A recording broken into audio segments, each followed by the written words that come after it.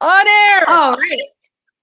Yay! So I'm here to introduce Vanessa Generali, who's one of the wonderful Wonder Women of Indie Hall. Um, she is such a badass, and so she's going to talk to you a little bit about money, which is something I don't usually like to talk about, but she's going to rock your world about it. So take it away, Vanessa. Woot! I'm betting that most people here don't like talking about money. Is there anyone in the Slack who really loves talking about money? Anyone who's really like, yeah, let's do this, money. Several people are typing, so I can tell there are some strong reactions. We're going to talk about money for the next 20 minutes, and this talk is basically the culmination of 18 months of lessons on how I learned how to talk about money in terms of respect and potential and love. Because I like Sam, and I'm sure like most of you, chances are that as soon as I said the word money and I saw someone just immediately saying losing it or making it, but just saying the word money just makes our cortisol shoot up pretty much automatically.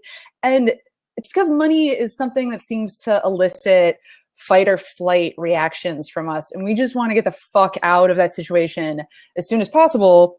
But that is not awesome for us and for the communities that we serve, because that means that we're making less thoughtful and suboptimal decisions for the long-term health of the stuff that we're doing. So you really need to come at money from a more balanced perspective, even if you don't have it yet, because without being comfortable learning, or without being comfortable talking about it, you're probably not going to get more of it.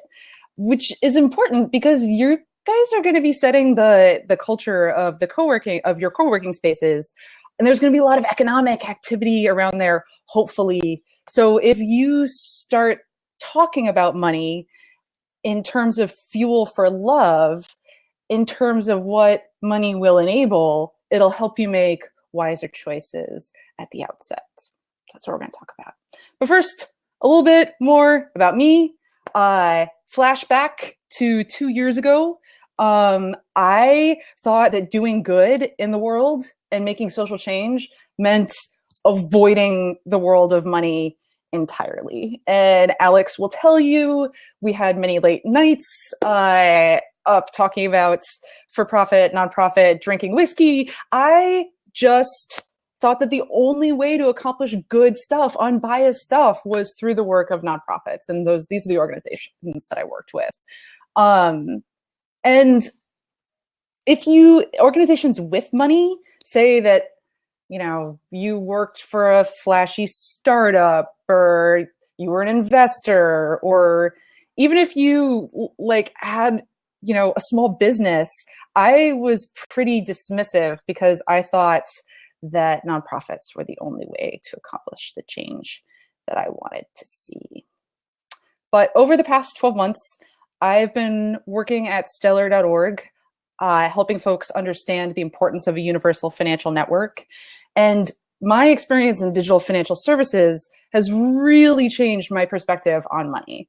And 2 years ago, I was passive to money. I let it push me around. And so all I could do was reject it because I had no agency when it came to designing the money equation, right? But through consulting and fundraising for Stellar, and being very close to social enterprises all over the world, I have now come to think about money as a tool to accomplish the long-term change that you want to see in your communities. And another way of thinking about this is moving from a passive position, a money negative position where it pushes you around, to more of a money positive position where you are in charge of designing the equation to get things done. So today, we're going to walk through a few strategies to help you shift your mindset from a money negative space to a money positive space to help you and your co-working space members prime yourself to succeed. And each lesson, we're going to have 3 lessons. Each of them are going to have hands-on exercise, because this would not be an Indie Hall John unless we had directly actionable exercises.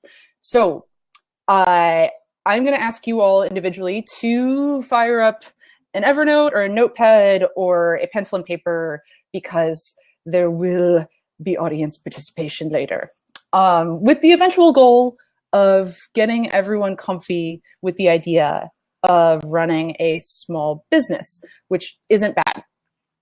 So, all right, exercises, money, positive mindset, sharing. Pretty confident everyone's on board here. Does that sound good?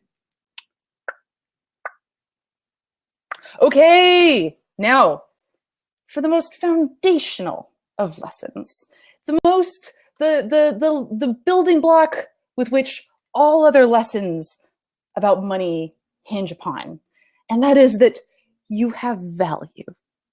And I'm not talking about like self-help woo-woo stuff, though that shit's great, don't get me wrong. I'm talking about value in terms of what you contribute to the eventual success of a project, and how what you do makes it into the supply chain that contributes to the bottom line. And in this process, we're going to figure out exactly how you add value. How I added value, let's switch that slide. I learned that I add value through pitching Little Bits. Little Bits, they are a for-profit. They make these delectable pieces of magnetic hardware that snap together, and you have circuits in seconds. And one of my colleagues from Mozilla asked me to come in and pitch to design a learning community for Little Bits. And pitching them, going to New York in their like shiny, awesome office, made me realize it forced me to put a circle around exactly what I offer, and why they should hire me. And so we put together this learning community, and it was called Invent Anything, and 3,600 people signed up. And those people made projects and posted them to the site and held meetups and redeemed their coupon codes. So I was able to see what I do for a living, which is instructional design, community design, directly affected Little Bits' bottom line. And so that realization, that whole moment of what I do being worth a dollar amount, that was a massive change for me. But it's something that you can totally do too. So our first exercise is to figure out exactly where you add value to your co-working community. And I have a friend who runs an agency here in Philadelphia, and she emailed me and she said, I think your superpower might be writing bios. Would you mind writing my bio? And I said, sure. She's sort of my professional peer. And so I wrote her bio, and it was only her skills, not her, where she went to school, what her promotions were. But after I wrote her bio, I was able to see my own skills with some level of clarity and distance. And so that's what we're going to do here to figure out exactly where you add value.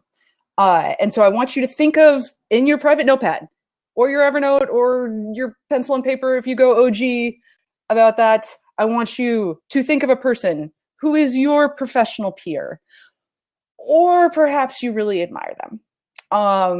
And you can do this privately at first. So once you've figured out who that person is, what are 3 of their core skills? Where do they contribute value? And I am going to ask Adam and Sam to put theirs in the Summit Lounge as an example. I can see hello. This person is Sam. That's really sweet. What are Sam's core skills? Sam has so many skills. Like, how did you narrow it down to 3? See, Adam Tedros is typing. But yes, hopefully while Adam makes his core, what he thinks of is of Sam's core skills present in the Slack channel, y'all are also writing down your person and what their core skills are and their value add. Sam listens actively. People know she's paying attention.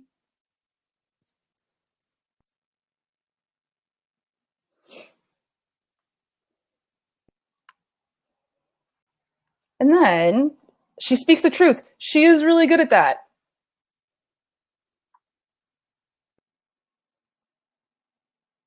And she understands situational levity.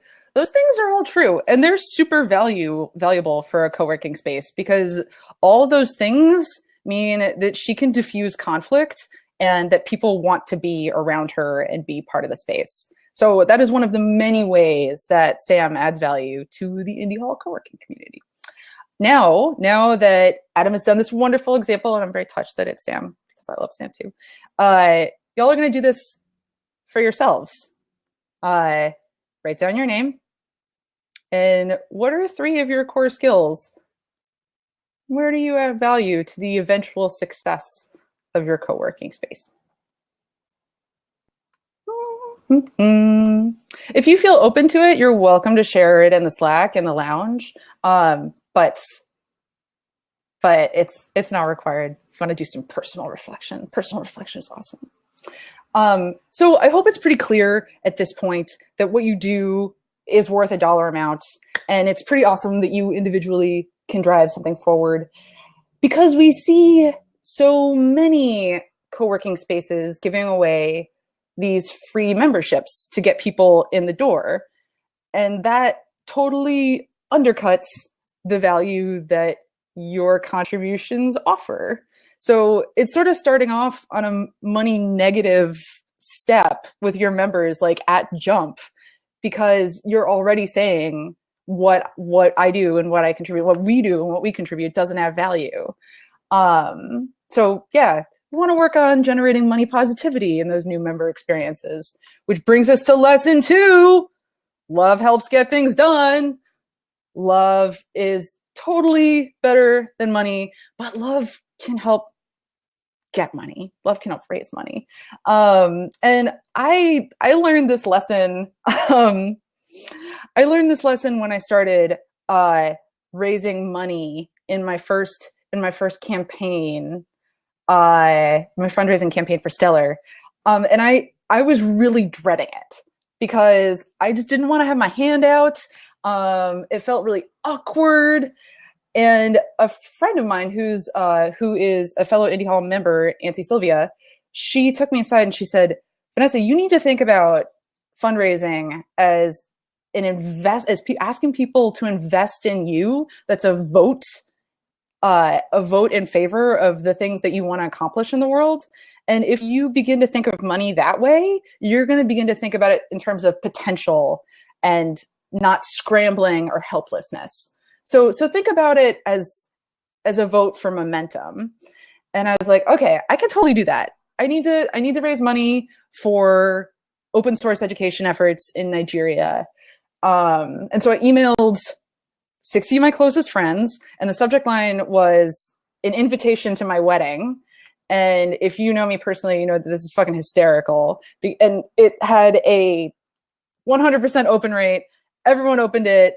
And it was an amazing feeling, because then the money that I raised, I felt like everyone was investing in me to go out and accomplish the social change that I wanted to in the world. And these are pictures of the Stellar team in Nigeria doing that open source education.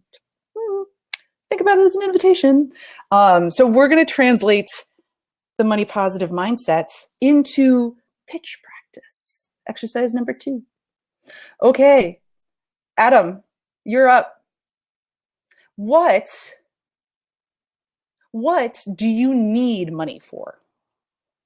What are 3 things you need money for in your co-working space?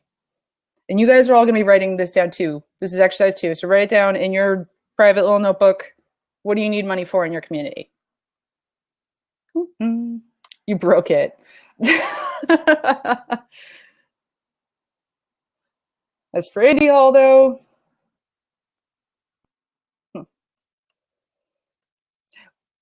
when we did this previously, um, I caught at practice, I caught Adam on a particularly stressful day. And he was like, oh man, I need to get more coffee. I need to get paper towels. And he just came up with this laundry list of things that he needed money for. Um, so you guys should have your 3 now. We need money to keep the lights on, to fund new events, to get together with everyone. And we need money to maintain our do whatever the fuck we want fund, which is something I really think about outside the basic needs. So those are the things you need money for. Now that you have this list of those 3 things that you need money for, I want you to make a different list. And I want everyone to answer the question, if you had money, what would it enable you to accomplish in your community? To write those 3 things down. I'm also going to make Adam answer it again. he's probably sweating it over at Freckle. He's like, Vanessa's making me do all this work. Peer learning is hard. But I bet you, Adam is going to say something akin to, we need money for the coffee to facilitate conversations around our coffee urn in the morning, and to build those serendipitous conversations. Our location is the clubhouse, is the place where all of our members can come together to do the magical work that we want to do at Indy Hall. So we can keep comfortable and happy here at Indy Hall, Maslow, y'all. So I think that everyone here can tell the difference between what you need money for and what money enables you to do. And that's like the key difference between a money negative mindset and a money positive one. Because like, which one would you rather buy or be a part of, right? You want to be a part of this sort of grander long-term project. All right, so now that we have established a mindset of potential and that we have value, we're going to move on to lesson 3. Build cathedrals, and even they charge admission fees. No one wants to make band-aids, right? No one wants to pour all of their effort and blood and sweat and tears into something that is just going to peter out in a year. And that requires thinking about sustainability at the outset, as part of the planning and the design of your co-working community. And I'm sure that in the co-working space, without naming names, you all can think of players who made like a really big splash and they launched, and then a year later they had to close their doors because they didn't think about sustainability at the outset. They didn't think about the long-term care of their communities. They had a money negative mindset as opposed to a money positive one.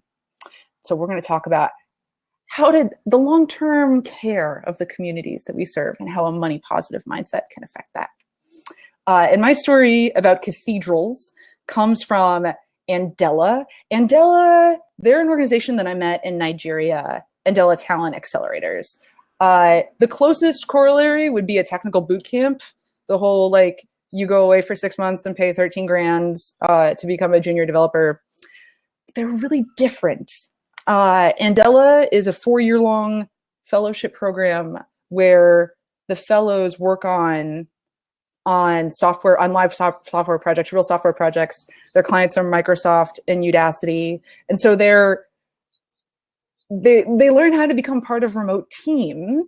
And so Andela, instead of relying on donations, which can fluctuate, and they take this huge toll on the team, Andela creates value. You know, they're making software and an impact because they're solving youth unemployment in Nigeria, which is 50%, at the same time. And because they were smart about the long-term care of their community, their they have a resilient model of social change that can withstand the weather of financial shocks in time. And my realization here when I met Andila was that when we're smart about the money stuff, our projects can stick around for the long haul. And something that I really, that I've heard Alex say recently on Facebook is, you know, we're coming up on 10 years. We can't wait for the next 10, starting for the next 10. So that's an example of a resilient organization, future-proofing your organization. And so for our last exercise, we are going to do an experiment to help put this in perspective, the long-term plan, the long-term sustainability plan. Adam, I need you one more time, I would say, for the cheap seats in the back, but you know, we're all remote here. What is your favorite social enterprise or a nonprofit?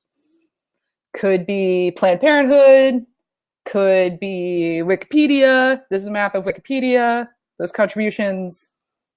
And you all, everyone at home, you also should write down what your favorite social enterprise, social justice initiative is. I think it's Planned Parenthood, as I've been doing more events with them, he says. They're awesome.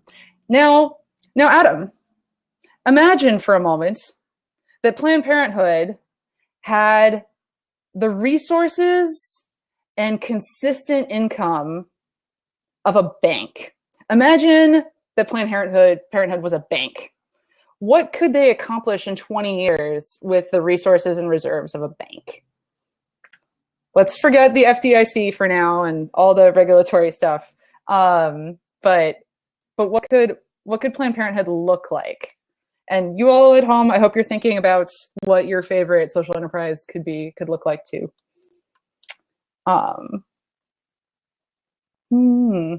Accessibility. It's everything. With infinite funds and resources, they can reach people who need them most. Yeah, I mean, this is kind of like a blue sky talking, right?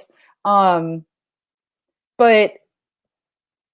now think about ubiquity in advertising. Now think about your own co-working space. Think about your own project. What are 3 things that your co-working space could do with the massive cash reserves of a bank? Right. Because the next step is to take these 3 things that your space could do with the reserves of a bank and work backwards to form a roadmap that you can do, that you can plan for. But you know, the number one lesson of the community folks over at Indy Hall is don't go it alone. You know, the number one mistake is doing it yourself. This is also something that you can do. This roadmap is something you can do with your community members continuously to keep practicing talking about money and to realign your vision and to have everyone's contributions and buy-in. So I would really recommend doing this pretty frequently and on the regular and practicing it. And to wit, made you a little design kit, made you a new little thing that you all can do to keep practicing your money positive mindsets, either by yourself or with your community members. They're a breakdown of these exercises with some more contextual info. So you can look at them whenever you're having like a money negative day or like not really sure where, I'm sorry, I lost my train of thought because I just heard from Adam.